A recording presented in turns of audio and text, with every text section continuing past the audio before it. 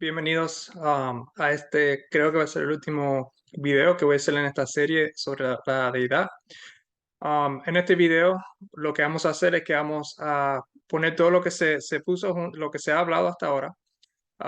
Nosotros el primer video que hicimos tenía que ver con la deidad, la definición trinitaria, acuerdo a los trinitarios, los versículos que ellos usan.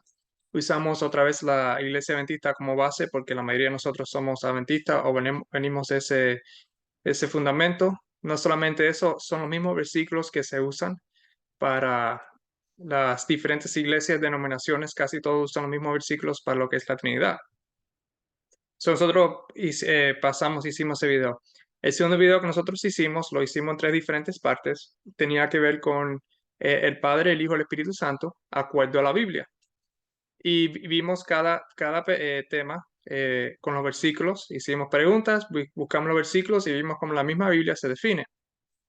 Después hicimos otro video sobre o una confusión que me he dado cuenta que existe, que es sobre la tercera persona y qué es lo que significa la palabra ser a contraste a la palabra persona. Son dos cosas muy diferentes. Y ese término tercera persona de la deidad viene de los escritos en Ellen G. White. Y esa presentación fue más para el grupo adventista, aunque muchos pueden también verlo y aprender un poco sobre ese tema. Y vimos que Ellen G. White solamente mencionó que habían dos seres, pero también mencionó que habían tres personas. Y entramos en lo que la diferencia otra vez, lo que un ser es, una persona es. Y vimos que un ser es un individuo, como tú y yo. Una persona, un ser es una persona, pero una persona no es un ser necesariamente. Una persona es la personalidad de un ser. Y vimos que hay dos seres, nada más desde el principio de que nada hubo, desde la eternidad hubo solamente dos seres hasta el día de hoy, pero hay tres personas. Está la persona del Padre, está la persona del Hijo, que es el Hijo, y está la persona del Espíritu Santo, que es la persona del Hijo. Es su propio espíritu, eso lo vimos. Y la última vez, lo último que vimos era otro que iba como que podría ser parte del video anterior de persona, ser versus persona, que tenía que ver con el conflicto venidero. Y en el conflicto venidero vemos que Ellen G. White escribe, también otra vez algo más para los adventistas, pero Ellen G. White escribe sobre los últimos dos grandes errores que iban a estar en el fin del tiempo que estamos viviendo hoy en día. Y en los dos errores grandes era el estado de la inmortalidad o la inmortalidad, el estado de los muertos, y la segunda tenía que ver con el domingo. Y como ya muchos otros conocemos el domingo, me enfoqué en la doctrina de la mortalidad, del estado de la mortalidad, y vimos que eso es el eso tiene que ver con espiritismo. La fundación de la inmortalidad tiene que ver con espiritismo. Y vimos lo que es el espiritismo, el viejo, el espiritismo nuevo, moderno. Ellen G. lo describió muy bien. Y vimos qué es lo que tenía que ver con eso. Ahora, para poner todo junto y para poder terminar, vamos, ¿por qué todo esto tiene importancia? Aunque ya yo creo que vimos con el último video con que tiene que ver con el espiritismo moderno, que es no, el domingo, vimos que el domingo no es lo que va a unir la cristianidad junta, lo que va a reunir todo el mundo junto, no es el domingo, sino es el espiritismo moderno que existe, que nosotros vimos que la Trinidad, que es lo que va a unir el mundo junto. Y lo que nosotros hemos visto es que el concilio de iglesias mundial y lo que hemos visto hoy en día, si estamos a acuerdo a lo que está sucediendo religiosamente con el papado yendo a todas las otras denominaciones, hasta la misma iglesia adventista se ha unido con el papado bajo la Trinidad hoy en día, vemos que eso se está cumpliendo, igual como ya lo dijo. Por último, todo esto, ¿por qué tiene tanto énfasis, verdad? En lo que tiene que ver con el- la Trinidad y el Dios verdadero, porque esto tiene que ver mucho también con el Evangelio. Nosotros tenemos que predicar el Evangelio, ¿verdad? Este tema va a ser el Evangelio. Lo voy a poner en la pantalla para empezarlo. Ah, Dame un segundo. Este tema que vamos a estudiar hoy tiene que ver con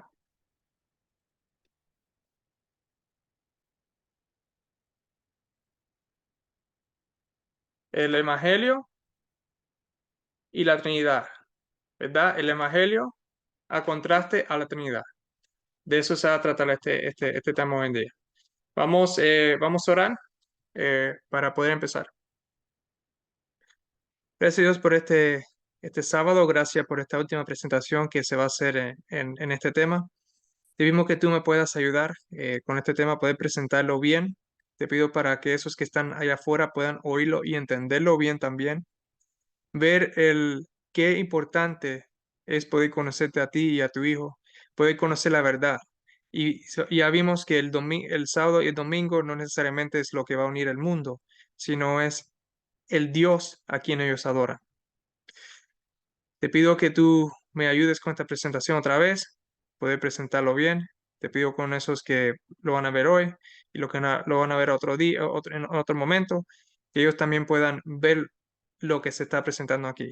Que estas palabras no son solamente las mías, sino las tuyas, que tú quieres que yo presente y que nos ayuden en esto. En el nombre de Jesús. Amén. Esta presentación a veces es un poquito diferente, la voy a tratar de hacerla eh, al abierto, aunque ya está puesto. Estén conmigo. La presentación de hoy va a ser el Evangelio a contraste a la Trinidad, ¿verdad?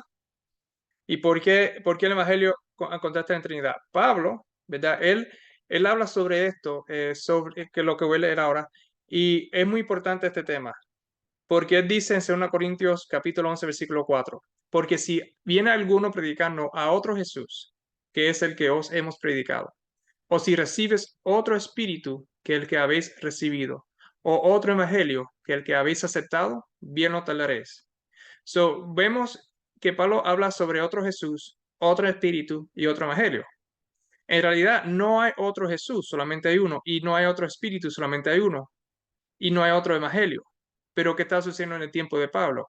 En el tiempo de Pablo se estaba predicando a otro Jesús, a los gentiles, y ellos creían que estaban recibiendo, o había otro espíritu y había otro evangelio que no era el que Pablo estaba predicando, que no es el evangelio, especialmente que vamos a hablar sobre el evangelio. Al final vamos a hablar un poquito sobre el espíritu también. Eh, Había otro evangelio que se estaba predicando en ese tiempo, que no era el evangelio de la Biblia. Entonces, hoy en día también se está predicando otro evangelio y se está predicando otro Jesús y se está predicando otro espíritu. Y el Jesús y el espíritu tiene que ver con el evangelio. Por eso es que esta presentación es en el evangelio a encontrar y cómo es que eso va con la Trinidad. Si fuéramos a ver el evangelio, ¿verdad? El evangelio, ¿cómo es que nosotros lo diríamos? El evangelio tiene que ver con cuatro cosas, ¿verdad? El evangelio tiene que ver con el Hijo de Dios, que tiene que ver con Jesús, si Él es el Hijo de Dios o no es el Hijo de Dios. El evangelio también tiene que ver cuando Jesús, ¿verdad? Jesús vino, que es el Hijo de Dios. Jesús vino y fue tentado en todos los puntos, pero pero él vivió sin pecado, aunque fue tentado, vivió en pecado. Jesús vino a la tierra, vivió, fue tentado en todos los puntos, pero sin pecar. Él murió en la cruz para reconciliarnos con Dios. Y por último, Él resucitó de entre los muertos para darnos vida. Si fuéramos a resumir el Evangelio, de eso se trata. Dios mandó a su Hijo para este mundo. Él fue tentado en todos los puntos, pero Él no pecó. Él murió en la cruz para reconciliarnos con Dios y Él resucitó de entre los muertos para darnos a nosotros la vida eterna.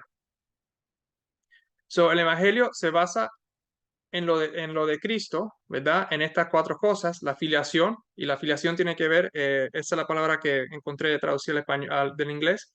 La filiación tiene que ver con, en inglés es sonship. La filiación tiene que ver su filiación como hijo a Dios, ¿verdad? Que Él es el Hijo de Dios. La tentación, la muerte y la resurrección. Entonces, vamos a tocar en esta presentación vamos a tocar esos cuatro puntos. Vamos a tocar lo que la Biblia, el Evangelio en sí enseña sobre la filiación basada en la Biblia, lo que tiene que ver con Él siendo el Hijo de Dios, y lo vamos a ver a lo que la Trinidad enseña sobre esa relación que Él tiene como hijo. También vamos a ver otra vez por el Evangelio lo que la Biblia enseña sobre la tentación y vamos a ver lo que la doctrina trinitaria dice sobre la tentación. Vamos a ver sobre la muerte también en los dos lados y la resurrección. ¿Ok? Y nosotros vamos a usar la Biblia para lo que tiene que ver con el Evangelio y nosotros vamos a usar lo que los mismos teólogos trinitarios dicen sobre estas cuatro cosas. Primero vamos a tocar lo que tiene que ver con el Evangelio, la filiación del Hijo. Nosotros vemos que en Juan 10:36 Jesús nos dice, al que el Padre santificó y envió al mundo, vosotros decís, tú blasfemas porque dije, Hijo de Dios soy. Tenemos aquí un punto muy importante. Aquí tenemos el mismo Hijo de Dios, el mismo Jesús, está diciéndonos a nosotros que Él es Hijo de Dios. Él, donde Él fuera, donde quisiera Él fuera, Él lo que le enseñó al pueblo o a las personas que Él estaba, que Él era el Hijo de Dios. Y por esa razón, los fariseos y los saduceos y los líderes de Judea querían matarlo. Lo querían pedrear, porque él mismo dijo que era hijo de Dios. Vemos en Juan capítulo 5, versículo 17 al 18, y Jesús le respondió, mi padre hasta ahora trabaja y yo trabajo. Por esto los judíos aún más procuraban matarle, porque no solo quebrantaba el día de reposo, sino que también decía que Dios era su propio Padre, haciéndose igual a Dios. Aquí otra vez tenemos otro versículo donde Jesús no solamente decía que él era el Hijo de Dios, pero decía que Dios era su propio Padre. Jesús reclamaba a todos los que estaban por ahí que él era el Hijo de Dios y que Dios era su propio Padre. No en el mismo sentido que tú y yo, sino que era el mismo Padre de él, porque dice haciéndose igual a Dios. ¿Y por qué haciéndose igual a Dios? Como nosotros hemos visto, espero que hemos visto en las últimas presentaciones, porque un hijo es igual a los padres de donde ese hijo nace. Yo soy humano porque mis padres son humanos. Tú eres humano porque tus padres son humanos. Él es Dios porque su padre es Dios. Tú eres igual a un humano o a tu padre porque tú eres humano, igual que Jesús es igual a Dios porque su padre es Dios. ¿Ok? Pues aquí vemos que no está hablando solamente como tú y yo, que somos hijos de Dios porque somos adoptados a la familia, sino porque nosotros no nos hacemos igual a Dios en ese sentido, pero Jesús mismo se hizo igual a Dios porque ellos entendieron que a Jesús clamar que su Padre era Dios mismo, que Jesús se estaba poniendo en esa misma posición, que Él fue hijo directo del Padre. Jesús, capítulo 8, versículo 42, tenemos aquí un poquito más sobre esto. Jesús entonces le dijo, si vuestro Padre fuese Dios, ciertamente me amaráis, porque yo de Dios he salido y he venido, pues no he venido a mí mismo, sino que Él me envió. Para que no haya confusión, vemos que aquí que dice que Él salió de Dios y vino de Dios. Y vemos después, dice, no he venido a mí mismo, sino que Él me envió. El venido y la palabra envió van juntas. La palabra salido es otra, está hablando en otra forma. Jesús salió de Dios, igual como nosotros hemos visto en estudios pasados, como en Proverbios capítulo 8, donde Jesús dice que Él fue engendrado del Padre 2 veces. Él salió de su Padre, no salido en el sentido que él salió, él vino en esa forma, sino él mismo salió de su Padre. Igual como un hijo o una hija sale de su madre. O en otro ejemplo mejor, como Eva salió de Adán. En Miqueas capítulo 5, versículo 2 dice, pero esto es en el Viejo Testamento ahora, pero tú, Belén, Éfrata, pequeña para estar entre las familias de Judá, de ti me saldrá el que será Señor en Israel, y sus salidas son desde el principio, desde los días de la eternidad. Vemos otra vez que sus salidas, ¿verdad? Conectándolo con la salida en el libro de Juan, en el Nuevo Testamento, tiene que ver con eso, tiene que ver de dónde él salió, de dónde su origen. Si nosotros vemos aquí, podemos ver, tengo aquí 4 diferentes traducciones al español. Dios habla hoy, la NBLA, no me recuerdo cuál es esa, la nueva internacional versión y Palabra de Dios es la última. Y aquí están la forma que ellos los escriben, que desciende de una antigua familia.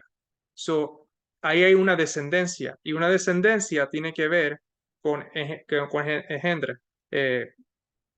se le ha engendrado. Dice, y sus orígenes son desde tiempos antiguos, desde los días de la eternidad. Sus orígenes, hablando que él tiene un origen, y ese origen, como hemos visto hasta ahora en los últimos versículos, es su padre. Él originó de su padre. La otra dice, sus orígenes se remontan hasta la antigüedad, hasta en tiempos inmemoriales. Por último, su origen es antiguo, viene de mucho tiempo atrás. Sabemos que todas estas palabras son palabras familiares, que tienen que ver con familia y que él tiene un origen. Y vemos que ese origen, hemos visto que ese origen es su padre, que es Dios. Um, y vemos para algunas personas que yo he oído que creen que Jesús vino a existir por primera vez con María, vemos que aquí desde el Viejo Testamento dice que su descendencia, su origen, es desde mucho antiguo, mucho tiempo atrás. Vemos aquí en Proverbios capítulo 8, versículo 22 a 25, como yo decía, Jesús, hablando bajo el título de sabiduría, nos dice, Jehová me poseía en el principio o me obtuvo en el principio, también se pudiera decir. Y es de antiguo antes de sus obras. Eternamente tuve el principado desde el principio, antes de la tierra, antes de los abismos, fui engendrada, antes que fuesen las fuentes de las muchas aguas, antes que los montes fuesen formados, ante los collados, ya ha sido yo engendrada. Otra vez, el mismo tema que estamos viendo. Jesús dice que él salió de su padre. Su padre es Dios, que eso lo hace igual a Dios. ¿Por qué?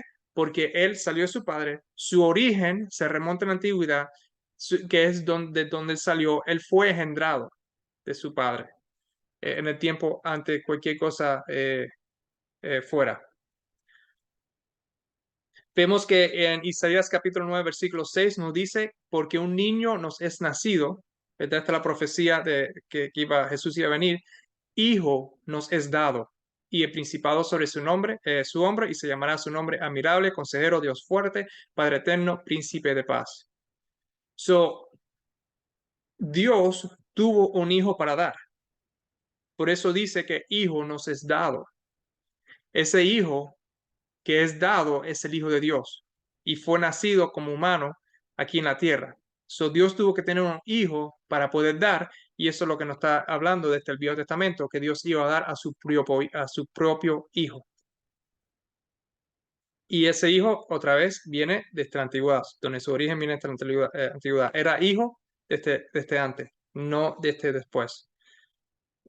Otra vez Juan 3:16, parte del cumplimiento de esa profecía, porque de tal manera amó Dios al mundo que ha dado a su Hijo unigénito. Y aquí vemos el cumplimiento. Hijo nos es dado, Dios tuvo un hijo para dar y Dios nos dio ese hijo porque Él amó tanto al mundo. Jesús es el hijo que fue dado. Ahora, esos eran algunos versículos de muchos más versículos que existen. Vamos a ver ahora cómo es que la Trinidad explica la filiación o esa relación de hijo y padre.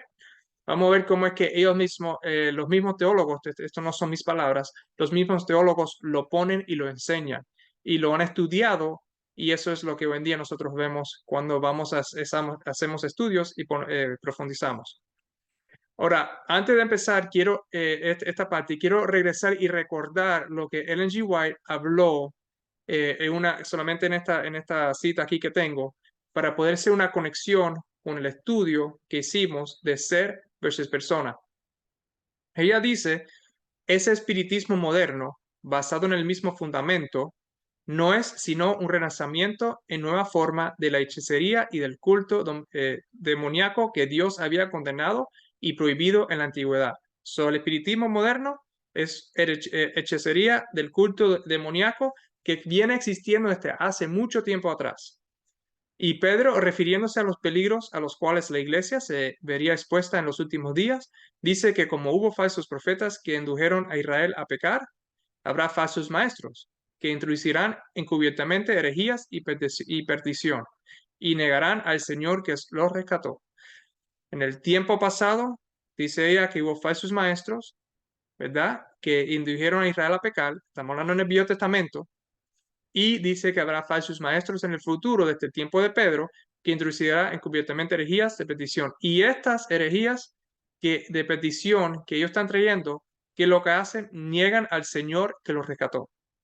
Y muchos seguirán sus disoluciones. Por eso es que estamos estudiando esto, cómo es que la Biblia y la Trinidad hablan y vemos si están igual o si están, o se contradicen. Así anunció el apóstol que una de las características, muy importante, una de estas características de esta hechicería del culto demoníaco que Dios había condenado, ¿verdad? Así anunció el apóstol una de las características principales de los maestros espiritistas, hablando del espiritismo moderno, es que ellos se niegan a reconocer a Cristo como el Hijo de Dios. ¿Ok? Se niegan a reconocer a Cristo como el Hijo de Dios. Hasta ahora vemos que la Biblia menciona que Jesús es el Hijo de Dios desde el tiempo desde el tiempo antiguo, y él originó del Padre. ¿Ok?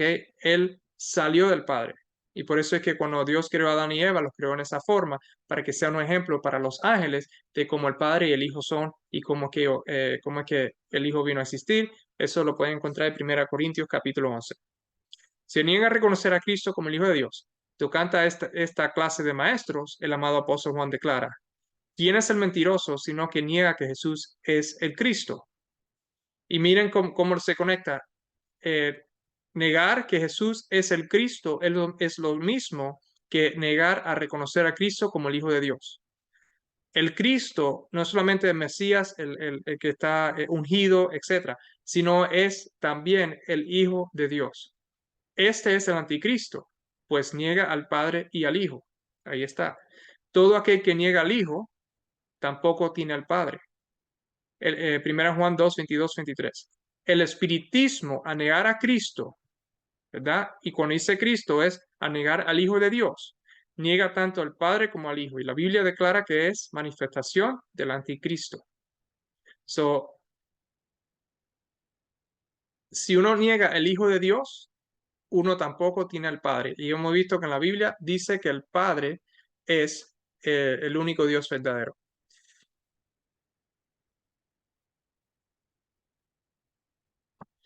Vamos aquí vamos a continuar. Ahora, la Trinidad, ¿cómo es que ellos explican esta afiliación de Hijo del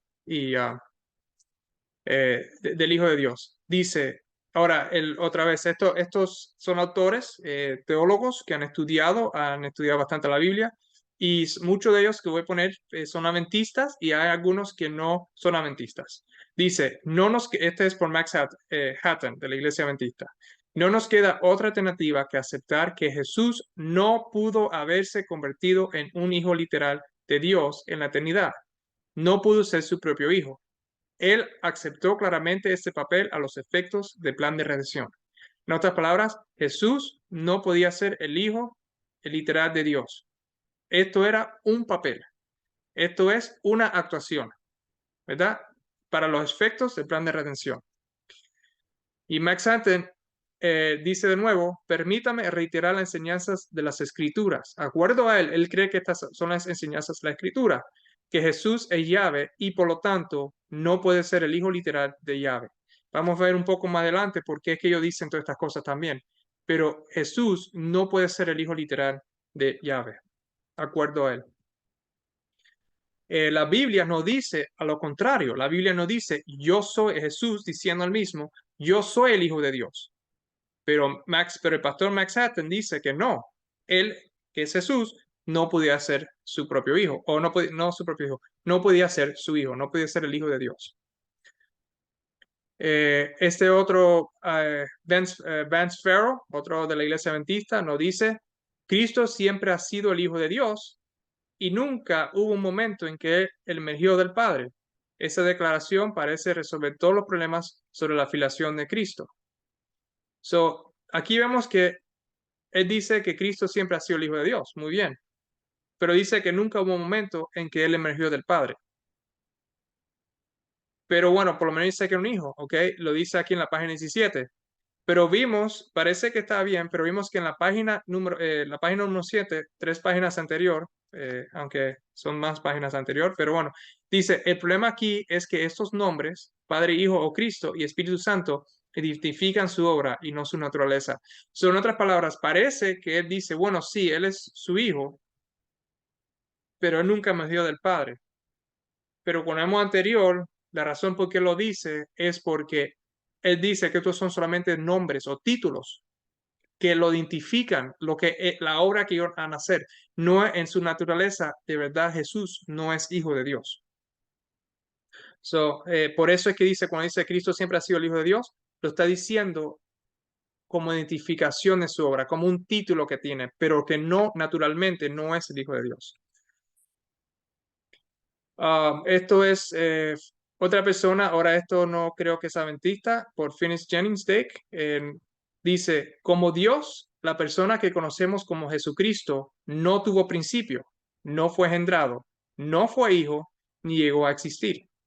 Pero como hombre y como hijo de Dios, Él no era eterno, tuvo un principio, Él fue engendrado, siendo esta la misma vez en que María tuvo un hijo. Otra vez, aquí, ¿qué es lo que nos está diciendo? Eh, Jesucristo, una persona de la Trinidad, no tuvo principio, no fue engendrado. Aunque vimos que la Biblia dice, dos veces Jesús dice en Proverbios que le fue engendrado, y Malaquías dice que su origen, ¿verdad? Su principio, eh, era del tiempo antiguo, y dice aquí que no fue hijo, aunque Jesús dice que él es hijo. También niega que Jesús es el Hijo de Dios.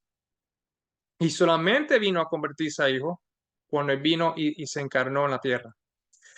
Otra vez aquí vemos a Walter Martin, el reino de los cultos. Okay, Walter Martin era un escritor, bueno, era uno de dos, si recuerdo bien, en el tiempo, bueno, esto es, bueno, en el tiempo de los 40, 50 por ahí, donde ellos iban y ellos escribían, iban a diferentes iglesias, denominaciones y entonces decían si alguien era un culto así como o si eran parte de la cristiana normal.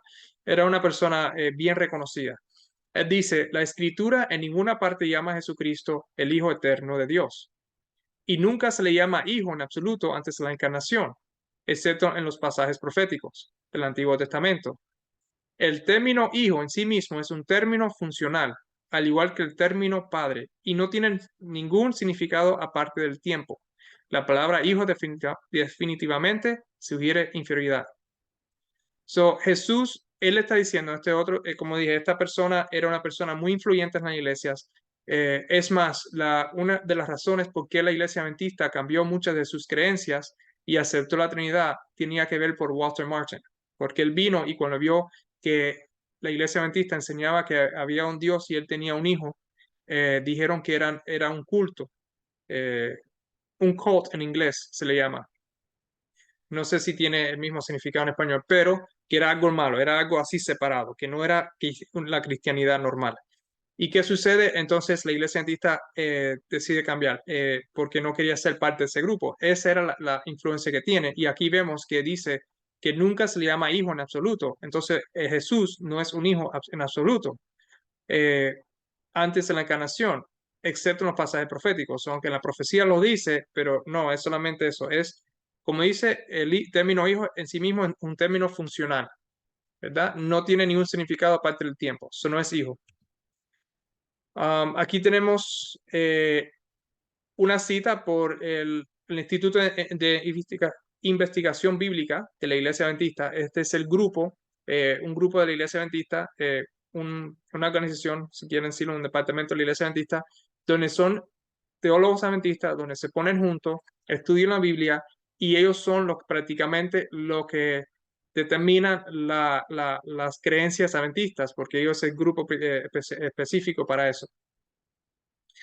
Ellos nos dicen en este artículo de noviembre de 2015, que esto es bien recién, la cuestión sobre la filiación dice, en quinto lugar, la imagen padre-hijo no se puede aplicar literalmente a la relación divina de padre-hijo dentro de la deidad. El hijo no es el hijo natural y literal del padre. Un hijo natural tiene un principio, mientras que dentro de la deidad el hijo es eterno. El término hijo se usa metafóricamente cuando se aplica a la deidad. Transmite las ideas de distinción de personas dentro de la deidad y la igualdad de la naturaleza en el contexto de una relación eterna y amorosa. Es muy interesante que ellos dicen que esto no es literal, esto es una metáfora, ¿verdad? Y esto es esta metáfora, ¿verdad? Dice aquí en el final, en el contexto de una relación eterna y amorosa. So, esta relación eterna y amorosa es en sí basada en una metáfora, porque el Hijo no es el Hijo natural y literal del Padre, acuerdo a ellos. Esto es lo que la Trinidad enseña. Eh, Woodrow Wilson, que fue uno de los tres autores del libro La Trinidad, que es un libro adventista, nos dice: otra consideración importante involucra cómo interpretamos la Biblia. Aquí el tema se refiere a si debemos interpretar algunos pasajes literalmente o si podemos tratarlos más figurativamente. Tal vez podríamos ilustrarlo de esta manera. Si bien a menudo nos referimos a Jesús como el Hijo y frecuentemente llamamos a la primera persona de la deidad el Padre, ¿realmente queremos tomar tales expresiones de una manera totalmente literal? ¿O sería más apropiado interpretarlos de una manera más metafórica, que se basa en aspectos selectivos de la filiación y la paternidad? Aquí tenemos otro autor de la misma iglesia, y esto también, como dije, vamos a ver después que no solamente los teólogos de la iglesia adventista lo dicen, también lo dicen otros teólogos. Todo es una metáfora para ellos. No se puede tomar literalmente lo que el Hijo mismo de Dios dijo de sí mismo. Lo que el Hijo de Dios dijo: yo soy el Hijo de Dios, de él yo he salido, y lo que la Biblia declara de Jesús no se puede tomar literal. Hay que tomarlo como una metáfora. Entonces Jesús está hablando en metáfora, si nos ponemos a pensar. Y mira cómo esto nos llega. Jesús no es el Hijo de Dios. Y esto no va a causar un problema. Lo vamos a ver ahora. Okay. Max Hatton, otra vez, vemos, dice: la relación padre-hijo en la vida debe entenderse en un sentido metafórico, no en un sentido literal. Esto es en el libro Entendiendo la Trinidad. Para entender la Trinidad, esta relación de padre-hijo no se puede entender literal. Hay que verlo metafóricamente. Ahí tenemos un problema porque ya Jesús no es el Hijo de Dios. Aunque la Biblia dice que Dios mandó a su Hijo, en realidad Dios no mandó a su Hijo. Es una metáfora. Ahora, vamos a ver cómo el Evangelio tiene que ver con la tentación. ¿Por qué es tan importante la tentación de Jesús? Porque Jesús vino, como vamos a ver en los próximos versículos, vivió como un hombre, fue tentado en todas las cosas para poder, la segunda y tercera parte, morir por nosotros y poder resucitar. Entonces, tenemos que, Jesús no solamente podía venir así del nada y morir, él tuvo que venir y ser tentado en todas las cosas, igual como tú y yo. Y esto ahora vamos a entrar y lo vamos a ver un poco más ahora. Dice aquí en el Evangelio, en Hebreos capítulo 2, 17 al 18. Por lo cual debía ser en todo semejante a sus hermanos, para venir a ser misericordioso y fiel sumo sacerdote en lo que a Dios se refiere, para expiar los pecados del pueblo. Pues en cuanto él mismo padeció siendo tentado, es poderoso para socorrer a los que son tentados. Denme un segundo. Entonces vemos aquí que Jesús vino eh, para él poder venir a ser misericordioso y para poder ser un fiel sumo sacerdote a lo que Dios se refiere, y para él poder expiar los pecados del pueblo, él tuvo que venir y tuvo que él mismo padecer tentaciones. Y porque él pudo padecer, pudo padecer tentaciones, entonces él ahora es poderoso para socorrer a los que son tentados. Eso es lo que Pablo nos está diciendo aquí en el libro de Hebreos. También en el dos capítulos después, en Hebreos capítulo 4, 15 y 16, Pablo nos dice: porque nosotros no tenemos un sumo sacerdote que no pueda compadecerse de nuestras debilidades, sino uno que fue tentado en todo, según nuestra semejanza, pero sin pecado. Acerquémonos, pues, confiadamente al trono de la gracia para alcanzar misericordia y hallar gracia para el oportuno socorro. En otras palabras, para que Jesús pueda ser un sumo sacerdote, el sumo sacerdote en el Viejo Testamento tenía que ser obviamente humano, pero era una persona que compadecía igual del pueblo que ellos eran sumos sacerdotes, porque ellos también vivían y ellos entendían la situación de ellos. Jesús no podía ser nuestro sumo sacerdote antes de eso, porque Jesús nunca experimentó antes de eso lo que era hacer la humanidad. Por eso Pablo nos dice que el sumo sacerdote que nosotros, el que tenemos, puede compadecerse de nuestras debilidades, porque él fue tentado en todo, según nuestra semejanza. Entonces, por esa razón que él fue tentado en todo, y él puede ser nuestro sumo sacerdote, por esa razón podemos confiadamente ir al trono de la gracia para alcanzar misericordia y hallar gracia para el oportuno socorro. ¿Y por qué estamos recibiendo misericordia? Porque tenemos un sumo sacerdote que fue tentado en todo y sabe lo que es ser un humano. So, aunque esto no es parte de lo que de esta presentación, cuando se dice que el Espíritu Santo es nuestro consolador, que es el otro ser o otra persona que no es Jesús, tenemos un problema, porque ese ser o esa persona no puede ser sumo sacerdote porque nunca padeció lo que padecimos, y cómo puede entonces tener misericordia si no conoce lo que es ser un humano. En Romanos capítulo 8, versículo 3 nos dice, porque lo que era imposible para la ley, por cuanto era débil por la carne, Dios enviando a su Hijo, vamos aquí que Él envió a su Hijo, enviando a su Hijo en semejanza de carne de pecado, y a causa del pecado, condenó al pecado en la carne. So, Jesús tenía semejanza, tuvo semejanza de carne de pecado. Su carne era semejante a la de nosotros, que tiene pecado. Ahora, y lo mandó por causa del pecado. Ahora, él no pecó, pero la carne era la misma. En otras palabras, las mismas tentaciones que tú y yo tenemos, él la pasó porque tuvo carne igual que yo, un cuerpo igual que tú y yo, un cuerpo que siente tentación. Él pasó por eso. ¿Por qué? Lo hizo por causa del pecado.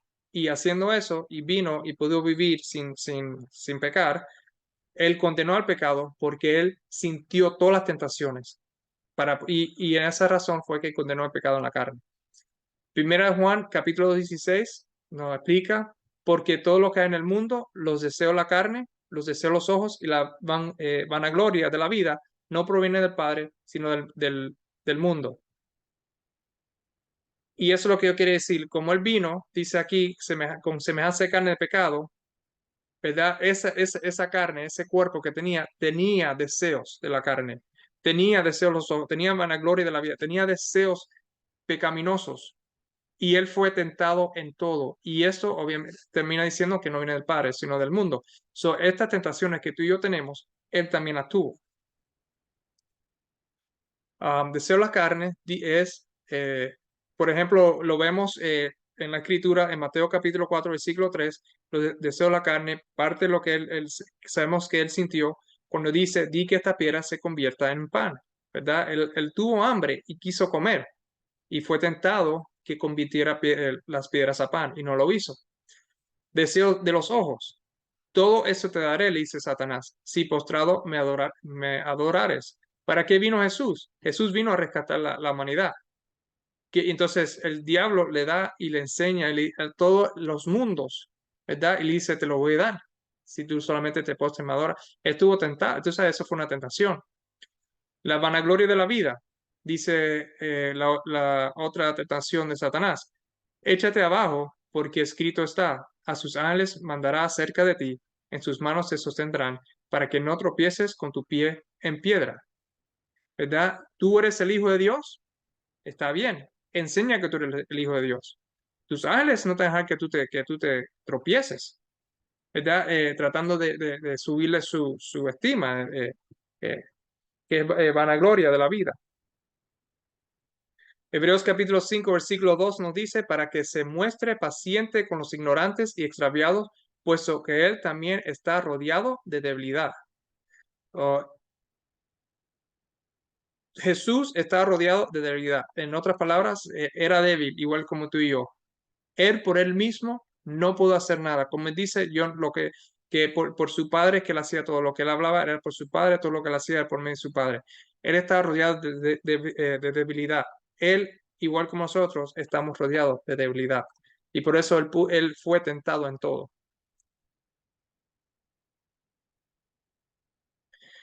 como vemos, para que se muestre paciente con los ignorantes y extraviados, puesto que Él también, ¿verdad? Nosotros que somos ignorantes y extraviados, estamos rodeados de debilidad. Él también estaba rodeado de debilidad, hablando de su propia carne y eso. Hebreos capítulo 5, versículo 8 al 9. Y aunque era hijo, por lo que padeció, aprendió la obediencia.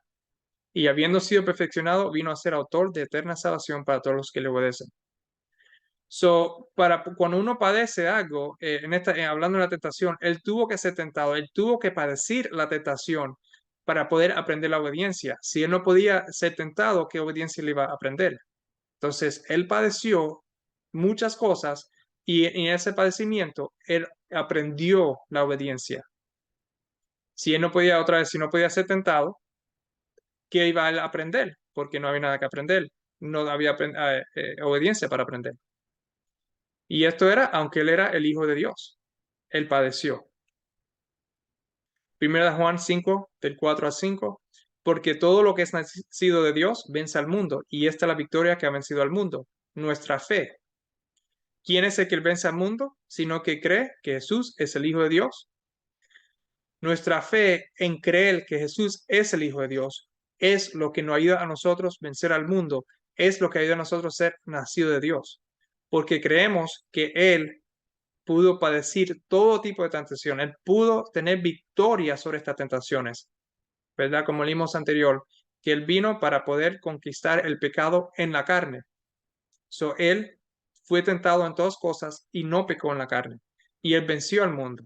Y nuestra fe es que en Él, reconocer que Él pasó todas estas tentaciones y que como Él venció, nosotros también podemos vencer con su ayuda.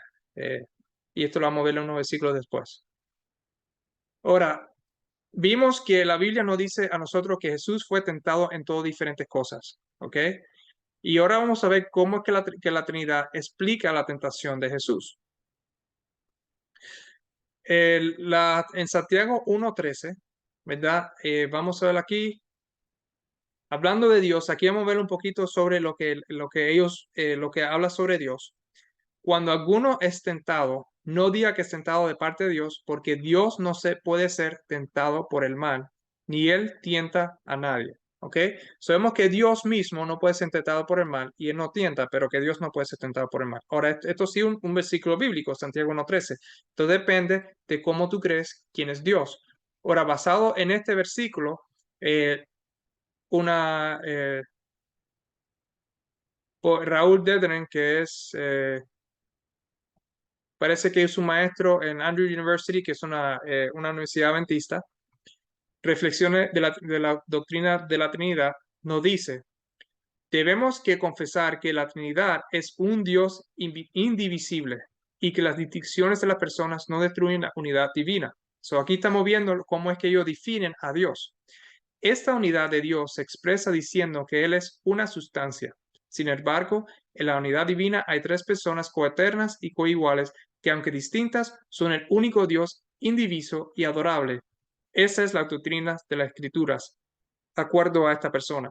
Ya hemos visto que no es, pero de acuerdo a estas personas, la doctrina trinitaria dice que estas tres personas que existen divinas son un solo Dios indivisible, son el único Dios indiviso y adorable. Y ahora vamos a ver por qué en Santiago, pusimos Santiago 1:3, donde dice Dios no puede ser tentado por el mal.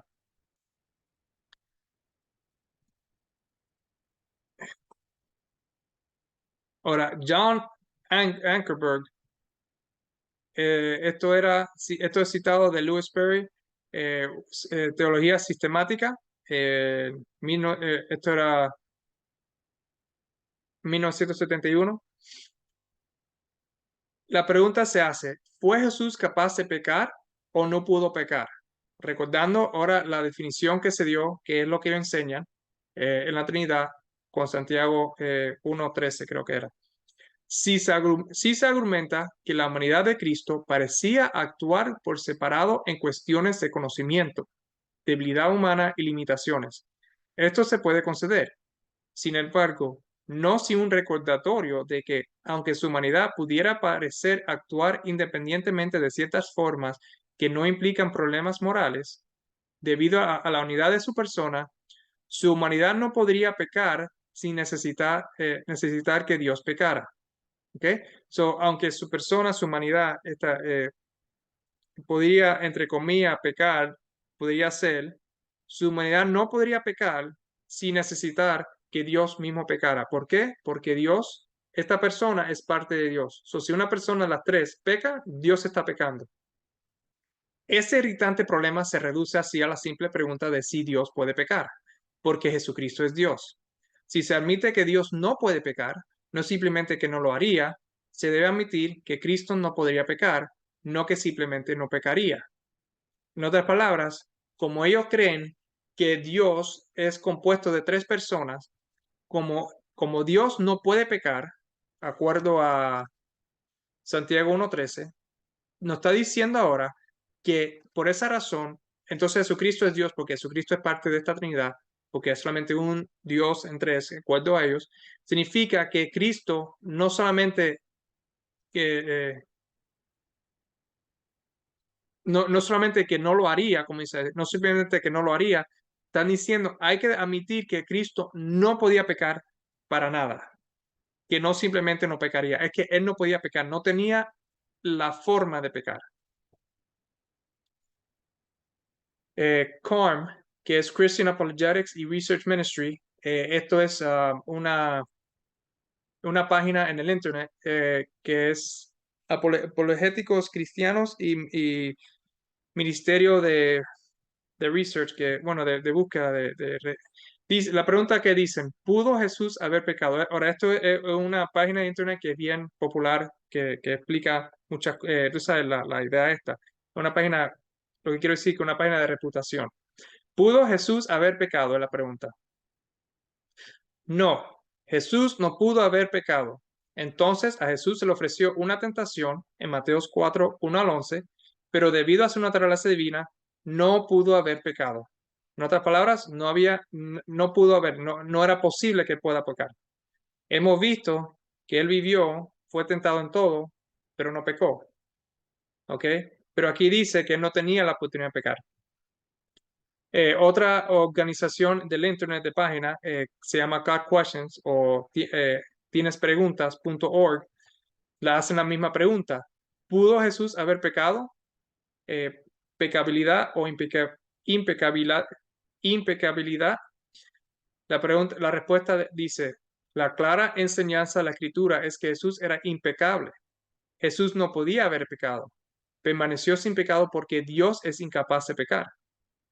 Va en contra de su misma naturaleza. Mateo 4:1, Hebreos 18, 4:15, Santiago 1:13 son los versículos que usaron. Santiago 1:13 lo leímos, donde dice que Dios no puede ser tentado.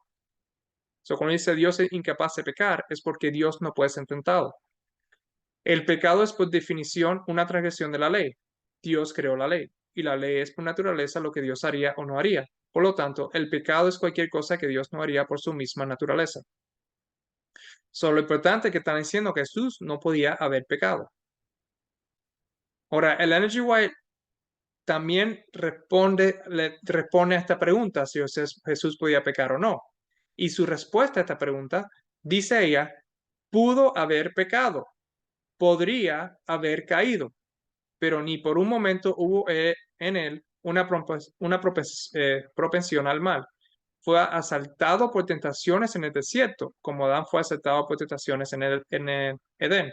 Esto es en 13 MR 18.1. Esto está traducido del inglés al español. En otras palabras, ella está diciendo que sí, Jesús pudo haber pecado y podría haber caído. Y esto está en conexión con las tentaciones. Si Jesús no puede ser tentado, entonces por eso es que Jesús no podría pecar. Pero haber tentaciones, como dice ella, él fue asaltado por tentaciones, no solamente de desierto, también hubo otras tentaciones, pero estas son las que más tenemos, las que más nos estamos enfocando ahora. Él pudo haber pecado y él podía haber caído. Mientras que los teólogos trinitarios nos están diciendo, y por lo que no saben, Ellen G. White no era trinitaria, pero creo que el grupo que conoce un poco de ella, pero ella no era trinitaria, dice que él sí podía haber pecado y podía haber caído. La Trinidad, acuerdo a Dios. Aquí esto es un extra que se puso. Vamos a ver cómo es que, otra vez, para poder entender esto un poco mejor, cómo es que la Trinidad reconoce a Dios, cómo es que ellos definen a Dios. ¿Okay? Esto viene otra vez de Andrews University, de la Universidad de Andrews, que es de la Iglesia Adventista, por otra vez por Raúl de Deren, Adventista Séptimo Día. Reflexiones de la doctrina de la Trinidad, en la página 16. Ellos escriben: debemos confesar que la Trinidad, este es el Dios de ellos, la Trinidad es un Dios indivisible y que las distinciones de las personas no destruyen la unidad divina. Esta unidad de Dios se expresa diciendo que Él es una sustancia. Sin embargo, en la unidad divina hay tres personas coeternales y coiguales que, aunque distintas, son el único Dios indiviso y adorable. En la Trinidad, esta es la definición de la Trinidad, no solamente en la Iglesia Adventista, sino en muchas de las denominaciones. Es más, esta es prácticamente casi la misma definición que la Iglesia Católica tiene para la Trinidad. Es un solo Dios indivisible. Por eso no dicen que Jesús no podía pecar. Edgar Muller, otro teólogo adventista, dice: no creemos en tres dioses, sino en un solo Dios en tres personas. Estas tres personalidades participan en una sustancia. En la unidad divina hay tres personas coeternales y coiguales, que aunque distintas, son el único Dios indiviso. Son que el Padre, el Espíritu Santo, el Hijo y el Espíritu Santo son tres personas distintas. Estos tres componen de un solo Dios indiviso. Es solo un solo Dios. Reflexiones otra vez de la institución bíblica, por mismo Eckhart Müller de la Iglesia Adventista nos dice: las tres personas comparten una naturaleza indivisible. Cada persona de la deidad es por naturaleza y esencia Dios, y la plenitud de la deidad habita en cada uno de ellos. Por otro lado, cada persona de la deidad está inseparablemente conectada con las otras dos. Solo que haga uno, como están inseparablemente conectadas con las otras dos y componen este único solo Dios, los otros dos también participan de lo mismo. El doctor Fernando Canale, del Manual de la Iglesia Adventista, teólogo, en la enciclopedia de la Iglesia Adventista, nos dice: en las Escrituras, Dios ha revelado su naturaleza trascendente como Trinidad. Es decir, tres personas divinas distintas que actúan directa e históricamente en la historia y constituyen el único ser divino trinitario. Esto es lo que ellos consideran que la Biblia dice. ¿Ok? Ahora quiero recordarles que esto no es lo que la Biblia dice, esto es lo que ellos quieren decir que la Biblia dice, no que lo que la Biblia dice necesariamente. Pero esta es su definición para que nosotros podamos ver lo que la Trinidad exactamente está enseñando. Ellos están enseñando que son tres personas, como vemos aquí, el rojo, el verde y el azul, y los tres están unidos y son un solo Dios. ¿Ok? Que es el Padre, el Hijo, el Espíritu Santo, y esos tres hacen un solo Dios. Hablando del Evangelio y sobre la muerte. ¿Ok? Vamos a ver lo que el Evangelio hable sobre la condición de la muerte de Jesús. En 1 Corintios capítulo 15, versículo 3 al 4, nos dice: porque primeramente os he enseñado lo que asimismo recibí, que Cristo murió por nuestros pecados conforme a las Escrituras, y que fue sepultado y que resucitó al tercer día conforme a las Escrituras. Cristo, la Biblia dice, Pablo escribió que Cristo murió y murió por nuestros pecados. Su muerte está conectado con el pecado de nosotros, como también hemos visto en otros versículos. Dios dio a su Hijo para nuestros pecados, para poder reconciliarnos a nosotros por medio de la muerte de su Hijo. Por eso es que Cristo murió, acuerdo a la Biblia. En Isaías, eso era el Nuevo Testamento. En el Viejo Testamento nos dice en Isaías 53, versículo 10, profetizando de Jesús: con todo eso, Jehová quiso quebrantarlo, sujetándole a padecimiento. Cuando haya puesto su vida en expiación por el pecado, esta es la vida de su Hijo, la puso en expiación por el pecado, verá el linaje, vivirá los largos días, y la voluntad de Jehová será en su mano prosperada. Dios puso a la vida de su Hijo en expiación por el pecado. Y eso significa, cuando dice expiación, eso tiene que ver con muerte total. La vida de Cristo fue puesta en expiación por nuestros pecados. Por eso es tan importante, la muerte de Jesús es tan importante para el Evangelio. Eh, Ahora, aquí en Hechos capítulo 2, versículo 27, tenemos aquí Pedro citando a David, cuando David dijo, porque no dejarás mi alma en el Hades, ni permitirás que tu santo vea corrupción. So, Jesús cuando murió, David estaba hablando, tú sabes, proféticamente Jesús, cuando Jesús murió, Jesús está, el alma de Jesús, Dios no lo dejó en el Hades. En el Hades significa en el sepulcro, en la muerte. No lo dejó ahí, ¿verdad? Y ni permitirá que tu santo haga corrupción. Por eso es que Jesús, vemos después que Jesús fue resucitado. Pero su alma estuvo ahí en la muerte, fue dada en la muerte, estuvo ahí. Hades obviamente no es simbólico de la tumba, pero su vida estaba ahí, su alma estaba ahí. En Hebreos capítulo 9, versículo 14. Cuanto más la sangre de Cristo, el cual mediante el Espíritu Eterno se ofreció a sí mismo, sin mancha a Dios, limpiará vuestra conciencia de obras muertas para que sirváis al Dios vivo. Jesús se ofreció él mismo, ¿verdad? Y hablamos aquí, cuanto más la sangre de Cristo, el cual mediante el Espíritu Eterno se ofreció a sí mismo, sin mancha a Dios. Él se ofreció, él dio, el Espíritu Eterno tiene que ver con no está hablando aquí Trinidad, estamos hablando del Espíritu, es el Espíritu de su vida. Él se lo ofreció, él ofreció su mismo, él ofreció su vida a Dios, sin mancha. Hebreos capítulo 2, versículo 14. Así que por cuanto los hijos participaron de carne y sangre, él también participó de lo mismo, para destruir por medio de la muerte al que tenía el imperio de la muerte, esto es el diablo. Nosotros participamos de carne y sangre. Nosotros vimos que la tentación, nosotros participamos en tentaciones, pecamos, pero él no pecó. Pero él tuvo que participar igual como nosotros y participar de estas mismas tentaciones, pero lo hizo sin pecar. Y lo hizo para poder hacer qué? Para poder destruir al que tenía el imperio de la muerte, que es el diablo, para poder destruir el diablo. ¿Y cómo es que él destruyó el diablo? Lo hizo por medio de la muerte. ¿Y cuál muerte esa era? Era su propia muerte. Él tuvo que morir para poder destruir al diablo. Apocalipsis 1:18. Vemos aquí Apocalipsis, que sabemos que es un libro profético que Juan escribió. Jesús hablando aquí dice, y el que vivo el que vivo y estuve muerto, mas he aquí que vivo por los siglos de los siglos, amén, y tengo las llaves de la muerte y del Hades. Sabemos que cuando Jesús, por medio de su muerte, pudo, ¿cómo se dice? Destruir al que tiene el imperio de la muerte, que este es el diablo, y vemos que ahora él tiene, por él morir, porque dice, y estuve muerto, él sí murió y pudo resucitar, que lo vamos a ver después, pero estuvo muerto, por eso es que ahora él tiene las llaves de la muerte y del Hades, porque él pudo, por medio de su muerte, conquistar, pero él tuvo que morir. Ahora, vemos que la Biblia nos dice y nos enseña en varios lugares que, y hasta mismo, no solamente Pablo, Pedro, pero mismo Jesús dijo que él estaba muerto, que él murió, y la Biblia nos dice que es parte del Evangelio, que Jesús murió por nuestros pecados, ¿verdad? Y él conquistó. Ahora vamos a ver cómo es que la Trinidad explica la muerte de Jesús.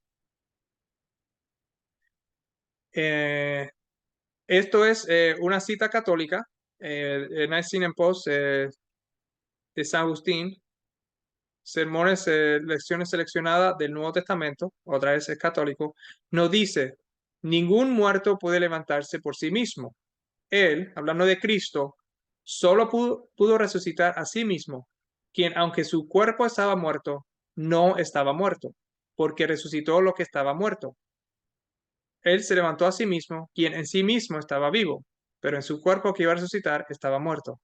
En otras palabras, era solamente el cuerpo de Jesús que estaba muerto, pero Jesús estaba vivo en ese cuerpo todo ese tiempo, porque él mismo, Jesús, él mismo se resucitó porque él mismo estaba vivo. Él nunca murió, en otras palabras, solamente el cuerpo estaba muerto, pero él mismo estaba vivo. Jesús en este caso no murió. Ahora, otra vez, regresando a Carm, la página esa de Carm que vimos anterior, hacen la pregunta, ¿se levantó Jesús de la tumba o lo hizo Dios? Ahora, la Biblia dice que Dios levantó a Jesús, pero vamos a ver lo que dicen eh, esta página. Nos dice, entonces, mientras el cuerpo de Cristo estaba muerto, permaneció vivo, ya que Dios no puede morir. Entonces, ¿habría sido posible que Jesús, a través de su naturaleza divina, incluso mientras su cuerpo humano yacía muerto, hubiera mostrado su poder a través de la resurrección? Absolutamente. Entonces, el acto de resucitar a Jesús de entre los muertos no fue la operación memorante de una persona dentro de la Trinidad, sino que fue un acto cooperativo realizado por el poder de la sustancia divina. El hecho de que la Biblia enseña que Dios levantó a Jesús de entre los muertos y que Jesús se levantó a sí mismo es otro testimonio más de la divinidad de Cristo. Primeramente, la última parte, Jesús se levantó a sí mismo, no es bíblico para nada. La Biblia no enseña eso, y eso podemos ver cuando Pablo habla y Pedro habla, y la Biblia no enseña eso. La Biblia enseña que el Padre levantó a su Hijo. Pero vemos aquí, regresando, dice, lo otro que decir, vemos que la misma cosa que están diciendo, lo mismo que el catolicismo está diciendo, que el cuerpo de Cristo humano estaba muerto, pero que Jesús permaneció vivo, porque Jesús no puede morir, ya que Dios no puede morir. Entonces habría sido posible que sea... Entonces, bueno, para resumir, Jesús estaba vivo, aunque el cuerpo murió, pero Jesús estuvo vivo. Aunque la Biblia dice que su alma fue derramada, pero dice ellos que no, que Jesús estaba vivo durante todo este tiempo. La Christian Broadcast Network, que es un canal cristiano, hace la misma pregunta. Cuando Jesús murió en la cruz, ¿murió también espiritualmente? ¿Ok? Porque anterior estamos hablando que solamente el cuerpo estaba muerto, pero su vida o su divinidad o Jesús mismo estaba vivo. Jesús, atrapado en este cuerpo humano, estaba vivo, o sea, él no murió. Entonces, por eso dice aquí, murió también espiritualmente, ahora estamos viendo la parte espiritual. Por supuesto, Dios tampoco puede morir, dice. Si Dios moría, el universo se derrumbaría. Déjame hacer un paréntesis. Yo estoy muy de acuerdo con lo que está diciendo. Si Dios muere, el universo se derrumbaría. Pero ellos dicen que, por supuesto, Dios tampoco puede morir. Si Dios moría, el universo se derrumbaría. Y Jesús es Dios. Si el Espíritu de Jesús muriera, entonces Dios mismo habría muerto y todo el universo se habría derrumbado. Estoy completamente en acuerdo con eso. Si Jesús, el Hijo de Dios y la segunda persona de la Trinidad, estuviera verdaderamente separado en espíritu del Padre, entonces Dios mismo sería despedazado y dejaría de serlo. Otra imposibilidad. Su espíritu no estaba muerto ni separado de Dios. En cambio, continuaba complaciendo y sirviendo al Padre como lo está haciendo en este momento. Solo que estoy en acuerdo con lo que dicen que es algo para pensar sobre la Trinidad. Dios es solamente uno. Si Jesús muere, significa que Dios muere completamente. Y la Biblia dice que Dios no puede morir. Entonces tenemos un problema. La Biblia dice que Jesús murió. Lo dice en el Viejo Testamento, lo dice en el Nuevo Testamento. Eso es lo que enseña el Evangelio, eso es lo que enseña la Biblia. Porque Dios no es una Trinidad y Jesús no es parte de Dios como una Trinidad. Jesús es el Hijo de Dios. Ya vemos que ellos niegan que Jesús es el Hijo de Dios. Entonces, por eso es que ellos dicen que Jesús no podía vivir. Es más, en la parte espiritual, como ya vimos anterior y como vimos en lo que el catolicismo enseña, Jesús continuaba viviendo, complaciendo y sirviendo al Padre como lo estaba haciendo en este momento. Ahora, la muerte, acuerdo al Evangelio, ¿verdad? Ok, aquí, durante el tiempo de G. White, esta misma pregunta sugirió. No solamente esta misma pregunta sugirió durante el tiempo del G. White, nosotros tenemos a W. Prescott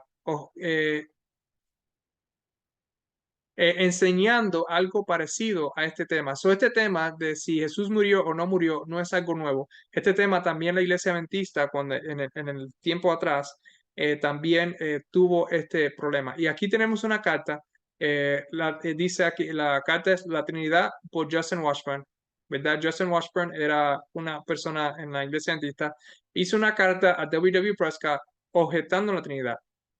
Y esta carta nos dice aquí, ah, si Jesús estuvo realmente muerto desde el viernes por la tarde hasta el domingo por la mañana, el Padre y el Espíritu Santo también estuvieron muertos desde el viernes por la tarde hasta el domingo por la mañana, si el sermón de Prescott es correcto. Prescott tuvo un sermón hablando sobre la Trinidad, etc. Y Justin Washburn está en desacuerdo sobre esto y va a explicar por qué, como estamos leyendo aquí. Pero el profesor Prescott es muy lógico. ¿Qué cuerno de este dilema toma? Citó de una carta que me escribió el Elder J.F. Anderson, ex pastor de la iglesia Tacoma Park, con fecha del 16 de enero de 1940 en Fort Worth, Texas. Esto es recién, porque vemos aquí 1940. En respuesta a su pregunta sobre mi conversación con el Elder Prescott, fue después de haber hablado sobre el sacrificio vicario de Cristo, que me amó y quiso hablar conmigo a respeto. Trató de convencerme de que Cristo no murió como Hijo de Dios, como yo había predicado. Y recuerda, Elder Washburn hizo esta declaración después de haber tomado la posición de que el Hijo de Dios no murió, sino solo el Hijo del Hombre. Sabemos que aquí, que en la iglesia adventista, también estaba este problema, si Jesús murió o no murió. La Trinidad hace imposible la muerte de Cristo, como parece enseñar el profesor Prescott.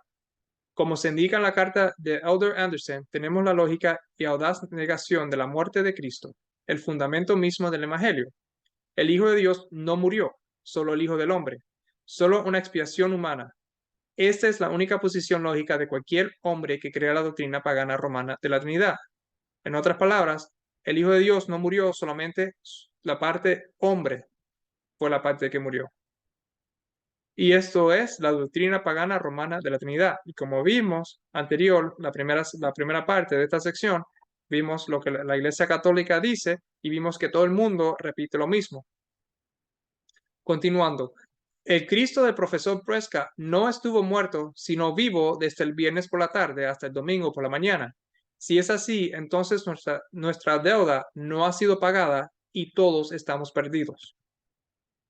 Nada es más claro en las Escrituras que la verdad de que el Hijo de Dios murió por nosotros y tenemos una expiación divina y no simplemente humana. Aquellos que creen que el Hijo de Dios no murió citan una declaración inédita de la hermana White. La deidad no se hundió y murió. Eso hubiera sido imposible. Todo esto es muy claro si creemos en la declaración bíblica de la muerte, como se encuentra en Job, capítulo 34, versículo 12, 14 y 15. Cuando Cristo fue engendrado por el Padre, recibió la vida de Dios, su Padre. Cuando Jesús murió en la cruz, dijo, Padre, en tus manos encomiendo mi espíritu o mi vida. Y la vida de Dios fue devuelta al Padre. Y por un tiempo, 3 días y 3 noches, esa vida estaba con el Padre de donde había venido. En la resurrección, esa vida de Dios es restaurada al que murió. Salmo 104, versículo 30, como referencia. Pero entre su muerte el viernes por la tarde hasta el domingo por la mañana, el Hijo de Dios estaba muerto. Él derramó su vida hasta la muerte, que vimos en Isaías capítulo 53, versículo 12.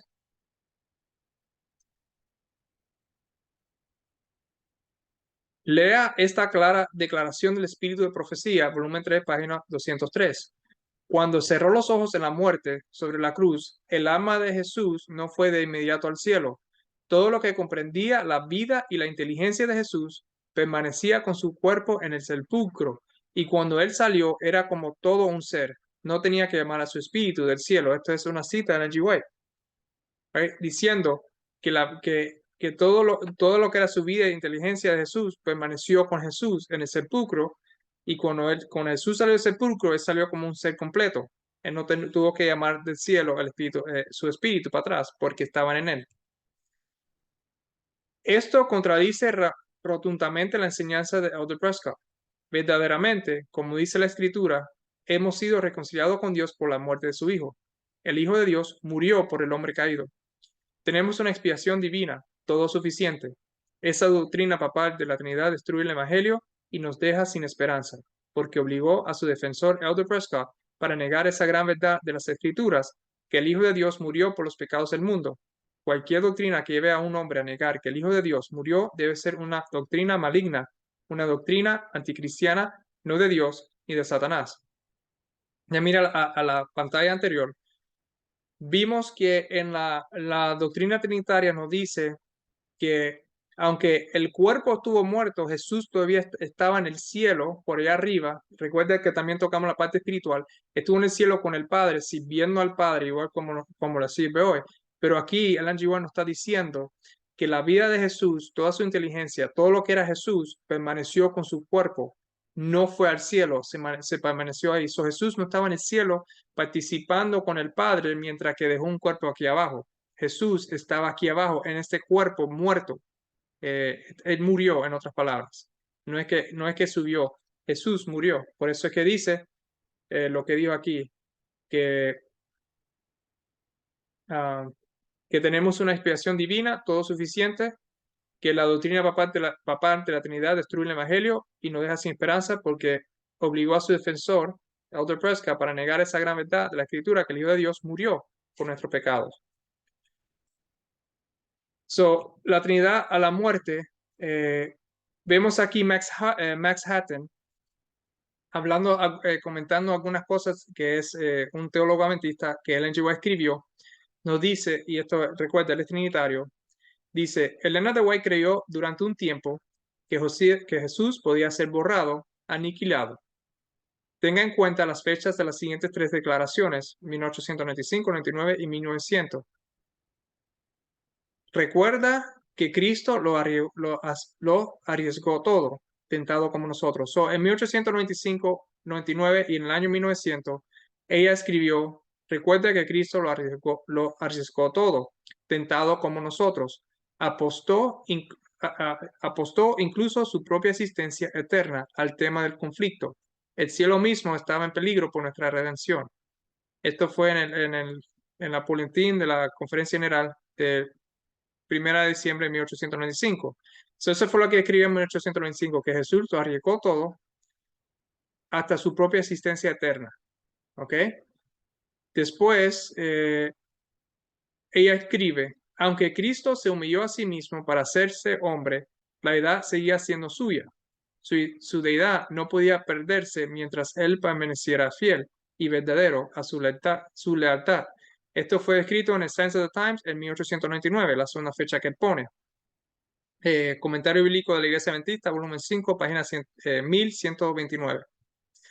Ahora, en el año 1900, ella escribió una carta en el año 1900, citado en el Comentario Bíblico Adventista del Séptimo Día, volumen 7, página 926, quedó sujeto a la tentación, poniendo en peligro, por así decirlo, sus atributos divinos.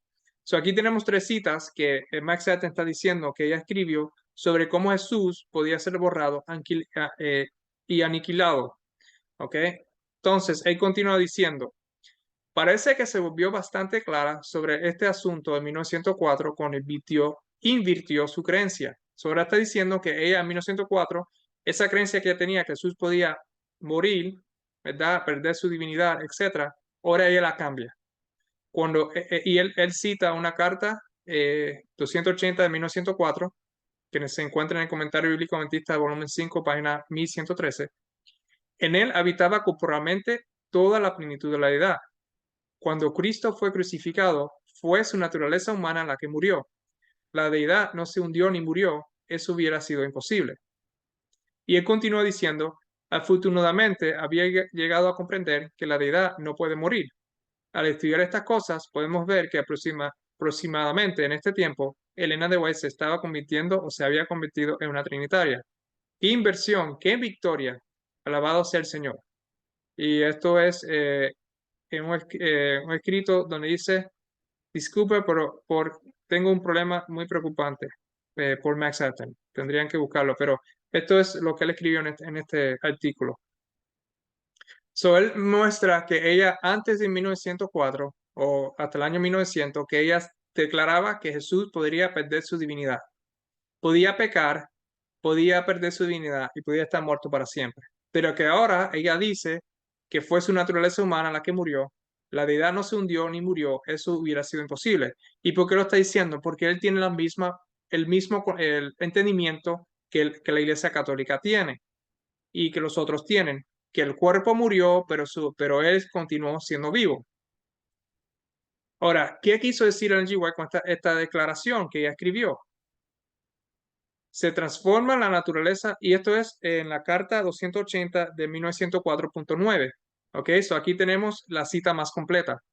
Se transformó la naturaleza humana del Hijo de María en la naturaleza divino del Hijo de Dios. No, las dos naturalezas se mezclaron misteriosamente en una sola persona. Jesucristo, hombre. So, la naturaleza humana de Jesús no se de Jesús no se convirtió en una naturaleza divina. Él tenía dos naturalezas que se mezclaron misteriosamente en una sola persona. Jesucristo, hombre. En él, en Jesús, habitaba corporalmente toda la plenitud de la deidad. Cuando Cristo fue crucificado, fue su naturaleza humana la que murió. La deidad no se hundió ni murió. Eso hubiera sido imposible. So, estas dos naturalezas que están misteriosamente en una sola persona, ¿verdad? Era la humanidad y la deidad. Las dos juntas estaban mezcladas misteriosamente en una sola persona. Sí, su naturaleza humana fue la que murió, pero la deidad no pudo. Por eso es que Jesús tuvo que venir, porque si él fuera divino nada más, él no podría morir.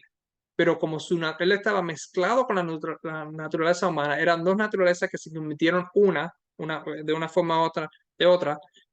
Esa naturaleza murió, es la única forma que Jesús podría morir. Ah, en la carta 1800, carta 97, en el 1897, y creo que está en la LG 8U 345.3, ella escribe, y esto da un poquito más de entendimiento, aunque es antes de 1900, todo lo que ella dice concuerda. Dice, Jesucristo se despojó de su manto real, de su corona real, y vistió de humanidad su divinidad, a fin de convertirse en sustituto y fiador de la humanidad, para que muriendo la humanidad pudiera destruir con su muerte al que tenía el poder de la muerte. Él no pudo haber hecho esto como Dios, pero viniendo como hombre, Cristo podría morir.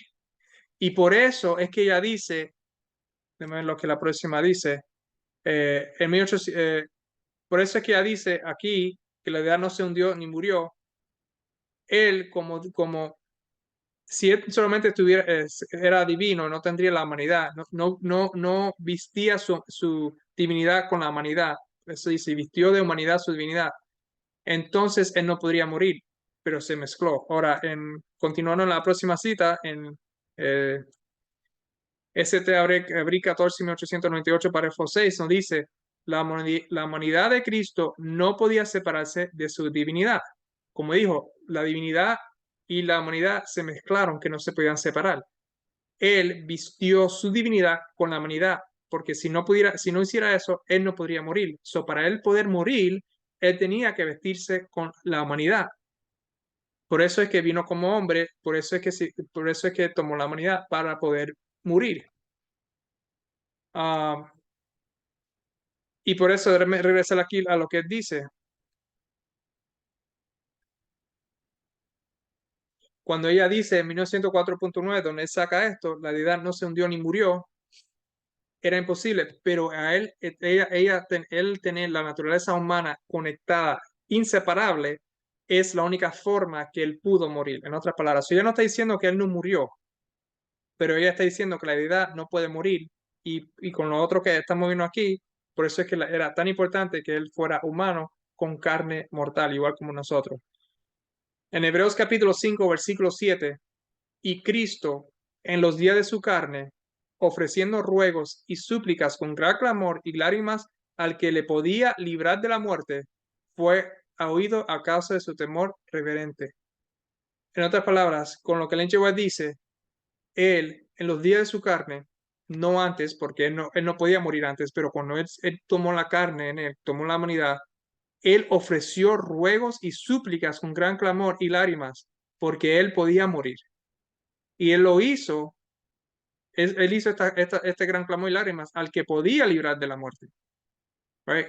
So, si él sabía que no podía morir, porque no podía morir, entonces él no tendría que llorar, clamar, suplicar con gran clamor y lágrimas. Y esto es lo que la Biblia nos está diciendo aquí. Y esto fue oído a causa, él tenía un temor reverente, porque él podía morir y le estaba pidiendo a su padre que lo librara de la muerte. Ahora, el Evangelio con la resurrección. Ahora, vimos en el principio que el Evangelio tiene 4 puntos. Tiene que Jesús, el que es el Hijo de Dios, él vino como Hijo de Dios, vino, fue tentado en todo, ¿verdad? Porque el humano fue tentado en todo, tomó la humanidad tentado en todo. Vimos que él murió y vimos que ahora estamos tocando la resurrección. En el principio vimos que Pablo habla de otro Jesús, de otro Evangelio y otro Espíritu. Estamos viendo el Evangelio acuerdo y comparándolo al Evangelio de la Trinidad, que es otro Evangelio.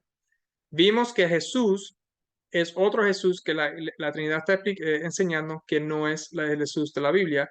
Y el otro espíritu tiene que ver con la resurrección. ¿Ok? Pero quería traerle eso porque el otro espíritu tiene que ver con la resurrección.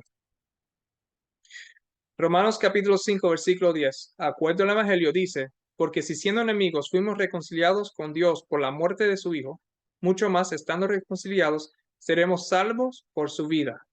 ¿Ok? So, igual como él, por medio de su vida, seremos salvos. Era el punto. Romanos capítulo 6, versículo 4. Porque somos sepultados juntamente con él para muerte por el bautismo, a fin de que como Cristo resucitó los muertos por la gloria del Padre, así también nosotros andemos en vida nueva. ¿Ok? So, nosotros andamos en vida nueva por medio de la vida de Cristo. Como Cristo resucitó a los muertos, dice ahí primeramente que Cristo resucitó a los muertos, tuvo que estar muerto para poder resucitar. Así también nosotros andemos en vida nueva. So, nosotros podemos andar en vida nueva porque Jesús resucitó, lo que quiero decir. Esa es la única forma que podemos andar en vida nueva porque Jesús resucitó a los muertos. Llevando en el cuerpo siempre por todas partes la muerte de Jesús, para que también la vida de Jesús se manifieste en nuestro cuerpo. Porque nosotros que vivimos siempre estamos entregados a muerte por causa de Jesús, para que también la vida de Jesús se manifieste en nuestra carne mortal.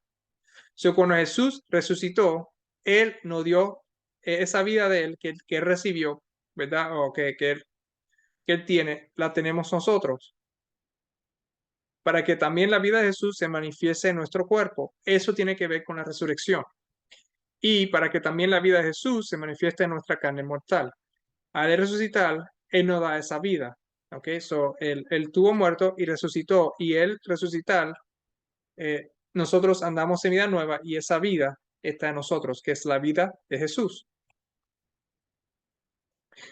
Y a nosotros tener la vida de Jesús en nosotros, estos próximos 4 versículos nos dicen en Colosenses 1:26 al 27, que es Cristo en vosotros la esperanza de gloria.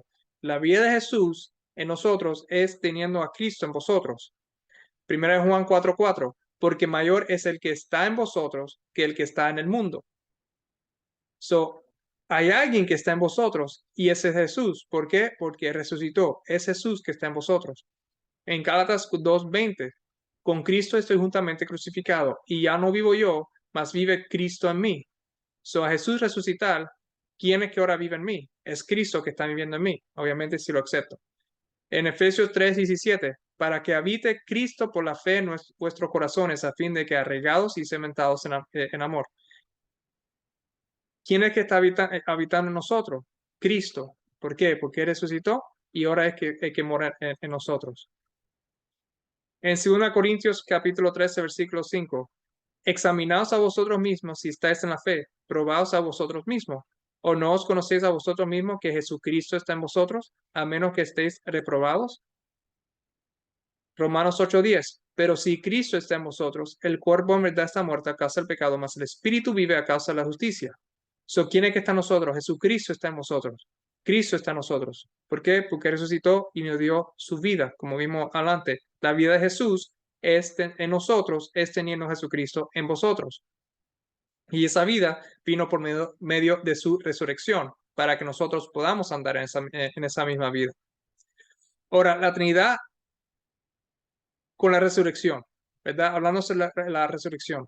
Ahora, en el libro que vemos aquí abajo, Entendiendo la Trinidad, por Jeffrey E. Brower y Michael C. Rue de la Universidad de Notre Dame, que no creo que está adventista, después que ellos citan el credo ateniense, que es el credo que dice que hay un padre, un hijo, que son tres, pero no son tres y uno.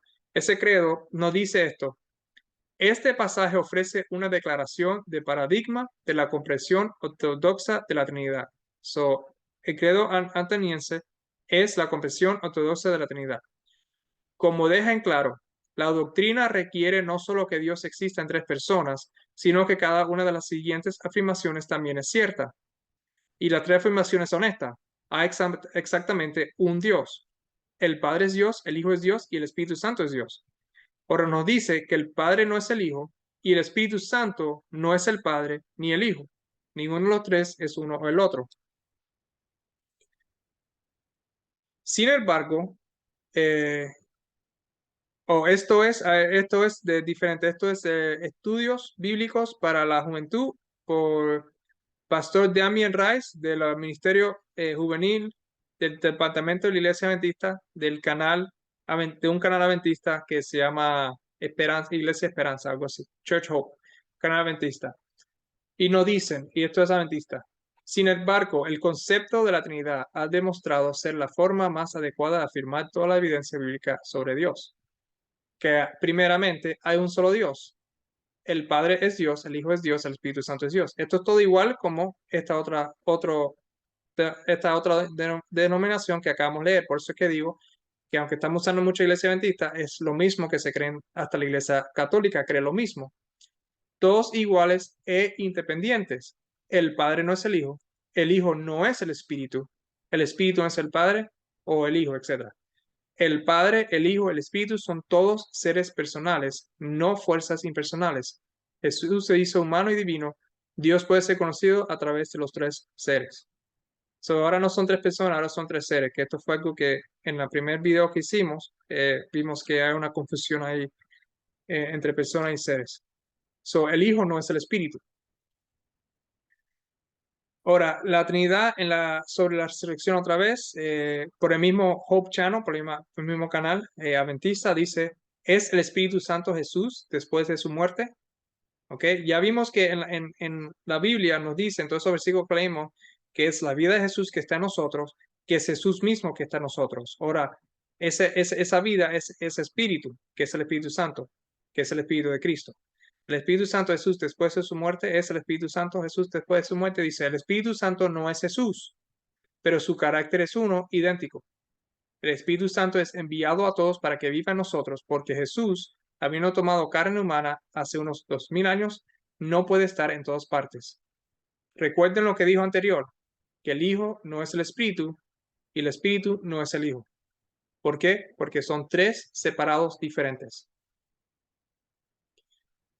Ahora, este mismo problema, como dice aquí, el Espíritu es santo, que es otro, es enviado. El que nosotros tenemos, ¿verdad? Cuando Pablo dice que es Cristo en nosotros, no es solamente Cristo en una persona, sino es Cristo en todos nosotros. Ellos dicen que Cristo no puede estar en todas partes al mismo tiempo, mientras que la Biblia dice que sí. Y que el Espíritu Santo es otro que no es Jesús. Ahora, Willie White, W.C. White, ese es Willie White. Cuando su mamá, la mamá de Willie White es Ellen G. White. Él es el hijo de Ellen G. White, en otras palabras, que es lo que quiero decir. Cuando Ellen G. White murió, la Trinidad empezó, como vimos en una carta que vimos que hasta una fecha en 1940, que estaban tratando de traer la Trinidad y este concepto trinitario. Esto también estaba sucediendo ya para abril 1935. Esta carta es 1935, 20 años después de la muerte de Ellen G. White. Y esta carta se le escribió vamos a ver el contexto aquí, en abril 30 de 1935 por H.W. Carr al hijo de Ellen G. White. Y la carta dice así: las declaraciones y los argumentos de algunos de nuestros ministros en su esfuerzo por probar que el Espíritu Santo es un individuo como lo son Dios Padre y Cristo, el Hijo Eterno, me han dejado perplejado y ocasiones me han entristecido. So, tenemos aquí declaraciones que se están haciendo para tratar de probar que el Espíritu Santo es un individuo como lo son Dios Padre y Cristo. En otras palabras, otro individuo que no es el Padre ni es Cristo. Y esto al hijo de Ellen G. White lo han dejado perplejado y entristecido. Un maestro popular dijo, y esto es un maestro adventista, podemos considerarlo como el tipo que está aquí abajo dirigiendo las cosas. Alright, so esto está diciendo, ya están enseñando que era otra persona, y a lo mejor la palabra de tipo no es la mejor, la traducir al español, eso fue lo que salió, como la persona que está aquí abajo dirigiendo las cosas. Mis perplejidades disminuyeron un poco cuando aprendí del diccionario que uno de los significados de la personalidad era la característica. Se afirma de tal manera que llegué a la conclusión de que puede haber personalidad sin forma corporal que sea poseída por el Padre y el Hijo. En otras palabras, él está perplejado, está entristecido y él buscó en el diccionario y se dio cuenta que puede haber personalidad, no una persona, pero sino la personalidad sin forma corporal. Y esta personalidad es poseída por el Padre y el Hijo. Y ese es el Espíritu del Padre y el Hijo. Eso es lo que es el Espíritu Santo. Es la persona del Padre y el Hijo, porque es su personalidad, no otra persona o otro ser. Pero el punto que quiero hacer aquí es que ya ellos estaban introduciendo, ya desde antes de 1935, otro espíritu que no es el espíritu que se habla. Ahora, creer en la Trinidad significa estas cosas. Significa que hay un Dios, tres en uno, o que Dios significa tres en uno. Hay un Padre que no significa que es un Padre. Hay un Hijo que no significa que es un Hijo. Hay un Espíritu que no significa que es el Espíritu de Dios o que es Espíritu. El Hijo de Dios significa Dios el Hijo. Se cambian las definiciones. El Espíritu de Dios significa Dios el Espíritu. Fue tentado en todos los puntos significa que no fue realmente tentado. Murió significa que realmente no murió. Cristo en sí significa que no está en ti, sino es otro que está en ti, no Cristo mismo. Entonces vemos aquí el Evangelio de Jesús enseña, comparable al Evangelio Trinitario, y la implicación. Cuando Jesús dice, yo soy el Hijo de Dios, el Evangelio Trinitario dice, no es el Hijo de Dios. Y la implicación es que otro Jesús, que no fue el que predicó Pablo, es el que se predica. Cuando el Evangelio de Jesús dice que él fue tentado en todos los puntos, el Evangelio Trinitario dice que él no podía, no simplemente que no quería pecar, él no podía ser tentado ni pecar. Entonces la aplicación es que él no puede simpatizar con nosotros porque él no podía pecar. Cuando el Evangelio de Jesús dice, yo soy el que estaba muerto, el Evangelio Trinitario te dice, el Hijo de Dios no murió porque Dios no puede morir. La implicación de esto es que la muerte y Satanás no son destruidos y no hay expiación. Y cuando el Evangelio de Jesús dice, Cristo en ti, la esperanza de gloria, el Evangelio Trinitario te está diciendo que Cristo está en el cielo y es Dios el Espíritu Santo que está habitando en ti. Y entonces la implicación es el que tiene al Hijo, cuando dice la Biblia, el que tiene al Hijo tiene la vida, y ya entonces ya no tienes al Hijo. Entonces, ¿qué vidas tienes? Y aquí vamos a concluir con esta presentación y espero con este tema. Si hay cualquier pregunta que tengan, por favor déjenmela saber, lo podemos tomar uno en uno, o si es bastante largo, podemos hacer otro video. Espero entonces verlo para nuestros próximos estudios, como siempre hacemos, continuando en Romanos. Bye.